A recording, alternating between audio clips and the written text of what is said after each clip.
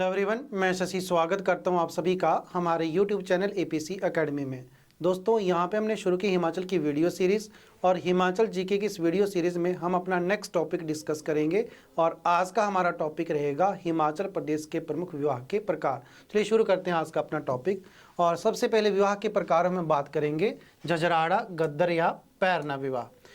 देखिए, आपके पेपर में किस तरह से क्वेश्चन पूछे जाते हैं। आपके पेपर में पूछा जा सकता है कि झजराड़ा क्या है। वहाँ पे आपको ऑप्शन दी जाएगी, विवाह का प्रकार है, लोकगीत है, लोक नाटक, लोक नृत्य है। तो वहाँ पे आपको फाइंड आउट करना पड़ेगा कि क्या एक विवाह का प्रकार है। तो झजराड़ा में क्या होता है, इसमें दुल्हा दुल्हन अग्नि के साथ फेरे नहीं लेते हैं। बहुत ही जरूरी पॉइंट है कि दुल्हा दुल्हन अग्नि के साथ फेरे नहीं लेते हैं और गणेश जी की पूजा इसमें की जाती है। और ये जो गद्दर और पैरना है, देखिए इसमें गणेश जी की पूजा नहीं की जाती है। बहुत ही जरूरी पॉइंट है, इसमें गणेश जी की पूजा नहीं की जाती है। कुछ रस्में जिसमें आपका घारसनी है, मुंडापुल्ली है और धनोज है।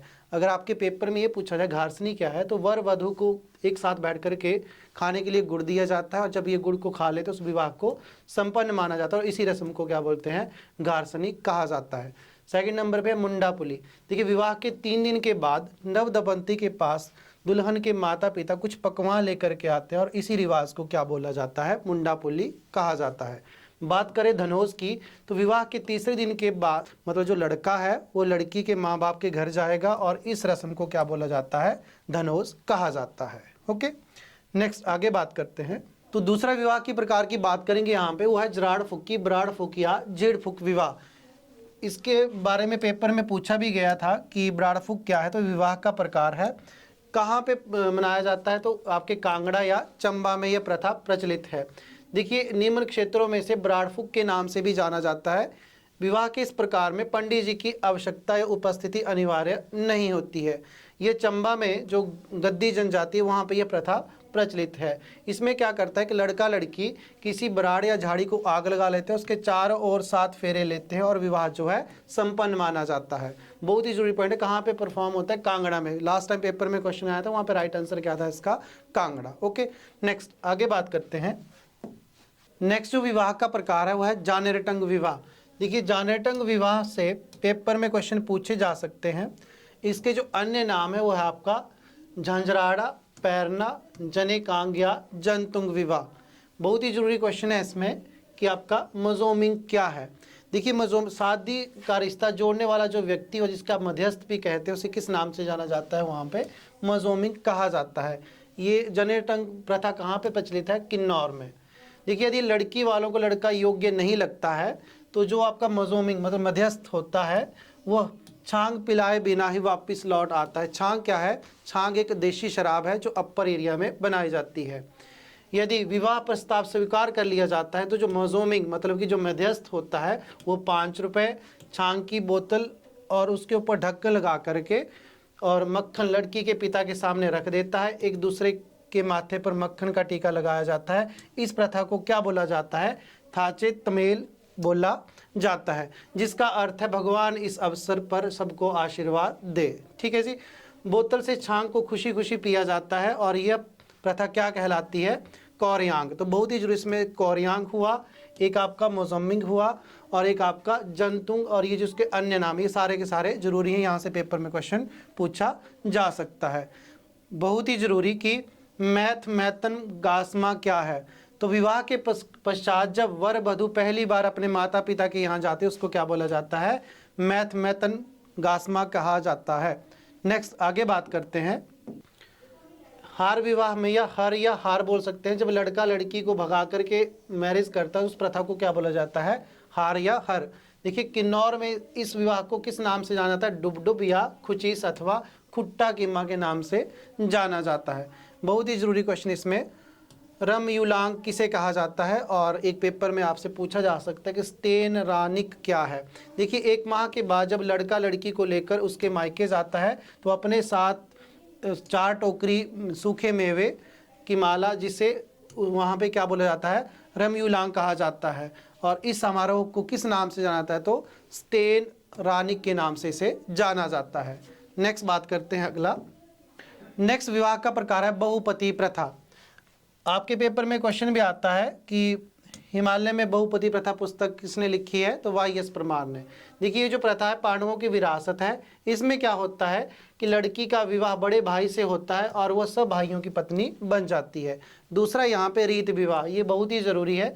रीत विवाह में क्या है, इसमें एक महिला अपने पहले पति को छोड़कर दूसरे व्यक्ति से विवाह करना चाहे तो उसका जो पहला पति है और होने वाले पति को रीत या धन दे करके विवाह होने की स्वीकृति देता है। उस प्रथा को क्या बोलते हैं? रीत विवाह कहा जाता है। ओके, नेक्स्ट आगे बात करते हैं।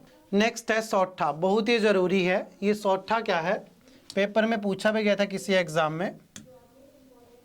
तो मध्य वर्ग और निम्न वर्ग के लोग सगाई की रस्म को किस नाम से जानते हैं? सौठा के नाम से जाना जाता है।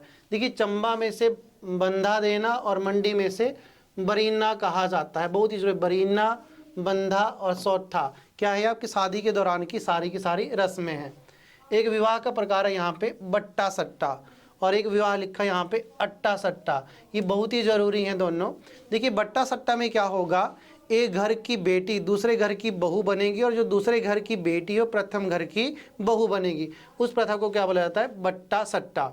यहाँ पे लिखा है अट्टा सट्टा। इसमें क्या होता है, इसमें एक परिवार दूसरे परिवार तथा दूसरा परिवार तीसरे परिवार और तीसरा परिवार चौथे परिवार को लड़की देने का वायदा करता है और इस विवाह की श्रृंखला बनी रहती है। इस श्रृंखला को क्या बोलते हैं? अट्टा सट्टा कहा जाता है। नेक्स्ट विवाह के प्रकार की बात करते हैं। नेक्स्ट हम बात करेंगे विवाह की कुछ रस्में। यहाँ से भी पेपर में आपसे क्वेश्चन पूछा जा सकता है। जैसे सबसे पहले लिखा है यहाँ पे शाह देना क्या होता है? देखिए शाह देना में क्या आएगा, कुंडली मिलान हो जाने के पश्चात ज्योतिष द्वारा शुभ समय निकाल करके विवाह की तिथि निश्चित करना को क्या बोलते हैं? शाह देना कहा जाता है। न्यूनदा, ये तो आप सभी जानते हैं, इनविटेशन देना। अगर वासनी की बात की जाए तो वेद मंत्रों द्वारा संपन्न कराई गई प्रक्रिया को कहा जाता है। और अगर हम बात करें कि इसमें गणपति नवग्रह पूजन एवं कलश पूजन आदि करवाया जाता है। वधु प्रवेश को वासनी कहा जाता है। उसके बाद जो वधु प्रवेश कराया उसको क्या बोलते हैं? वासनी कहा जाता है। चलिए नेक्स्ट आगे बात करते हैं। नेक्स्ट है घेरनु फेरनु सराणु या प्राणु। ये क्या है? तो ध्यान रखेंगे विवाह के सप्ताह भर के बाद वर वधु फिर कन्या पक्ष वालों के यहाँ अपने परिवार वालों के साथ जाते हैं, जिसे घेरनु फेरनु सराणु प्राणु कहा जाता है। नेक्स्ट है घर ज्वांतरु। घर ज्वांतरु क्या है? गद्दी समुदाय में यह जो विवाह प्रथा विद्यमान है। इसमें जो पति होता है या दुल्हा जो होता है वो 7 से 10 वर्ष तक अपनी पत्नी के घर में रह करके कार्य करता है। उसको क्या बोलते हैं? घर ज्वांतरु कहा जाता है। और यहाँ पे एक झंझरड़ा। देखिए कांगड़ा और चंबा में विधवा पुनर्विवाह को क्या बोला जाता है? झांझरड़ा कहा जाता है। ऐसे किस नाम से भी जाना जाता है? गुडनी के नाम से भी जाना जाता है। अथवा इसे और क्या बोलते हैं? चोला डोरी भी से कहा जाता है। देखिए शिमला में ये पेपर में क्वेश्चन पूछा गया था, शिमला में विधवा पुनर्विवाह को किस नाम से जाना जाता है? तो कारेवा। आपसे पेपर में इस तरह से भी आ सकता है कि कारेवा क्या है, तो कारेवा बताना पड़ेगा आपको क्या है कि विधवा पुनर्विवाह है। ठीक है जी।